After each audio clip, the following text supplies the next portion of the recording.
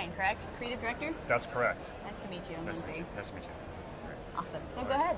Tell us. All right. So Community Warfare is one of the bigger expansions that we're going to be releasing up until launch. Sure. It's going to come out in about 3 phases from now until late summer. Sorry. And it really involves adding an umbrella to the match play that we have currently live. And it allows players, whether they're solo, whether they want to be a part of a bigger group but not necessarily be a part of a guild and have to be at scheduled events. And we bring on guild play as well. So those 3 types of players are now going to have something to do that has some level of permanence. And so inside BattleTech, there's this thing called the Inner Sphere, which is the world. 3,500 planets, massive system to fight over. And so what we're going to allow the players to do is actually fight for that territory.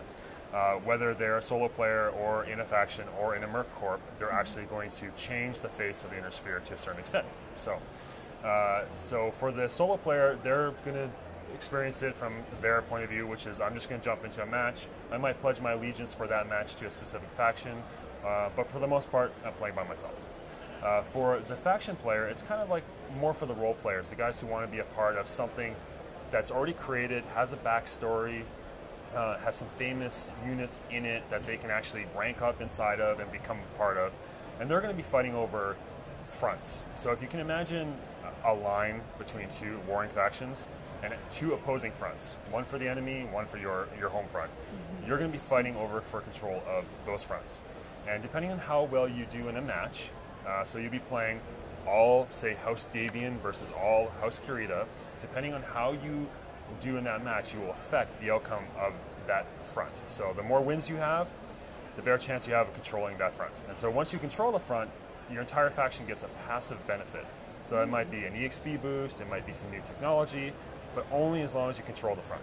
Now if you lose the front, well, that's a problem. Your entire faction of thousands, and I mean thousands upon thousands of players, will no longer have that benefit. Global PvP. That's right. Awesome. Yes, absolutely. So everything you do, every match you play, has a meaning. So it's really important. Neat layer and depth to the game. That's right. That's so exciting. A huge metagame, right? Awesome. Now the Merc Corps, those are the guys who want to create their name for themselves. They want their own unit. They want their own ranks. They want, what else they want? They want their own logos. And they want to play when they want to play for the resources that they want. So they're going to go into the planet, into the map, and they're going to say, we want this map, or sorry, this system, and we want to go after that resource because we need something on there. And so they're gonna go up against other Merc Corps and fight for those resources and the occupation rights. Those occupation rights give them money, maybe items, battle mechs, and they do so on behalf of the factions. So there's a relationship between those players and the faction players, and they have to work together in order for them to both be successful. Yeah. That's fantastic. Mm-hmm. So why are you? So you're implementing this now. Mm-hmm. Is it really complicated to do? It's a huge system. I'm sure it is. It sounds like it's like... So you have phases, right? Sure. And I mean, there's the forward-facing phases, which are the UI, the interface within the client to allow players to actually create units and organize. There's the back-end side that nobody sees, which is the database and the fact that that has to be stored somewhere and shared with everybody. Mm-hmm. There's the, what else is there? There's the gameplay modes. So we have to add new modes that allow factions to play just against other factions. And then there's the Merc Corp factions as well that need to have a mode of their own. So sure. It's so there's a lot of engineering and a lot of design work that has to go in to make the game fun and balanced. And it's going to come on in basically 3 phases. Phase 1, allow players to congregate, as we say, form the units, join the factions. Phase 2, let them start to fight for something. And then phase 3 is the introduction of clans and further storylines after launch. So, sweet, nice pipeline. Yeah, it's kind of good. So the development behind this kind of thing, I'm really curious about the team size and the hours worked and the kind of the development side of it, because it's such a big part of the game and it's so complicated. Can you tell us anything about that? So our team size? Yeah. Yeah, so we have just under 50 people working just on MechWarrior. Just on MechWarrior. Yes, and that's growing. We're here to recruit a whole bunch of new people. We have to expand our team by almost 100%. So, yeah, to support MechWarrior and other aspects that we're going into for the future. So, so right now we're looking to hire networking engineers, database engineers, artists, game environment artists. I mean, you name it, we need to hire it. Mech artists and concept artists. So it's a really exciting time to bring new people into our studio and see how we can improve, how we can get better, how we can grow our family, so to speak. A lot of people are hiring, and that's why people come to GDC. So I like to make sure that our viewers know that you guys are hiring, because there's a lot of fans out there who really were like, yeah, I'd love to be in the industry, but I don't know how to get in, and they have zero skill. So, it's good to say, well, this is open if you actually put in the time to get there. Yeah, I think like any job and anything you do, you have to be passionate about it. Right. If you're not passionate about what you do, don't do it. Don't do it. I mean, I know it sounds simple, but that's what it is. That's what it's all about. Yeah. And if you're passionate, the skills will come if you dedicate yourself to that passion. So if you're an artist and you want to be a mech artist, make mechs, draw mechs, look to the best mech artists in the world, see what they do, learn from them, and practice, practice, practice. Right. Same thing goes for engineering.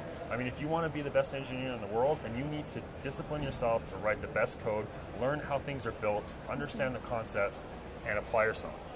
Hard work. At the end of the day, there's no. It's like it's like how people always talk about dive programs. It's really simple. You just have to work hard. Yeah, right. That's right. Crazy idea. Simple, right? Yeah, and people, I think a lot of fans miss that kind of idea because they're like, I'm super passionate about games, and then they think that's all they need. It's a starting point. It's a starting point. Yeah, I think it's a great starting point. It's translating that into something where you making something that's fun is different than enjoying something that's fun. That's right? correct. Okay, so it's quite. It's a job. It's a great distinction, by the way. That's right. Like we consume entertainment, whether it be a novel or TV or a movie. We all like different things for different reasons because it stimulates us in some way, right? But work is not about the stimulation part. It's about figuring out how to make constructive stimulation for somebody else, entertainment, right? And that's a totally different ballgame. So, it is, absolutely. Yeah. It's a great distinction. Thank you so much for that. Is there anything else you'd like to discuss while we're here? This is really distracting. I know. I want to play. That's right. I think struggling there for the longest time. Yeah, that covers pretty much everything we're talking about today. Awesome. I mean, we're a year in. We were here a year ago, and we were in a closed room in suicide gray walls, demoing for the press for 3 days straight. It was super exciting to kind of show the press for the first time a MechWarrior product in 12 years, or 10 years, sorry. And now here we are a year later. Game's out. Tons of players, tons of momentum. Super excited to be here next year and show you where we're at because it's going to change so much from now to then. Yeah, I can't wait. It's going to be really exciting to watch you guys progress. And there's so many, the mechs are starting to come back. It's great to see them showing up in Halo 4. That's right. So it's like, yay, mechs. That's right. So well done. Thank you. Awesome. Cool beans. All right, well, thank you so much for your time and talking to us. It was a pleasure. Good to meet you. Likewise.